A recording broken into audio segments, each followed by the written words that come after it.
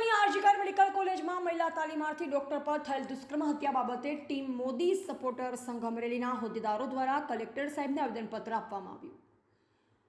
તારીખ 9/8/2024ના રોજ કલકત્તા ખાતે આવેલ આરજીકર મેડિકલ કોલેજમાં ફરજ ઉપર રહેલ એક અનુસ્નાતક તાલીમાર્થી મહિલા ડોક્ટર પર કથિત રીતે દુષ્કર્મ અને નિર્મમ હત્યા કરવામાં આવી છે. જે કારણે અમે ટીમ મોદી ગુજરાત આપ શ્રી કલેક્ટર સાહેબને આવેદન કરીએ છીએ કે આવી ઘટનાનું દેશમાં ફરીથી પુનરાવર્તન ન થાય. દેશની બહેનોની સુરક્ષાને લઈ કડકથી કડક કાયદો બને અને આ ઘટનાની પીડિતા તથા તેમના પરિવારજનને ઝડપથી ન્યાય મળે તે માટે ટીમ મોદી ગુજરાતની આપશ્રીની વિનંતી છે. આ મુદ્દે ત્વરિત પગલાં ભરશો તેવી આશા રાખીએ છીએ.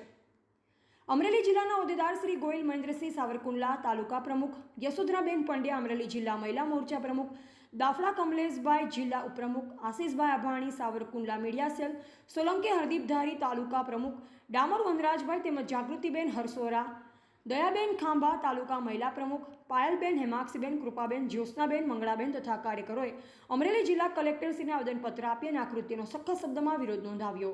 રિપોર્ટર ડામોર વનરાજભાઈ, ધારી.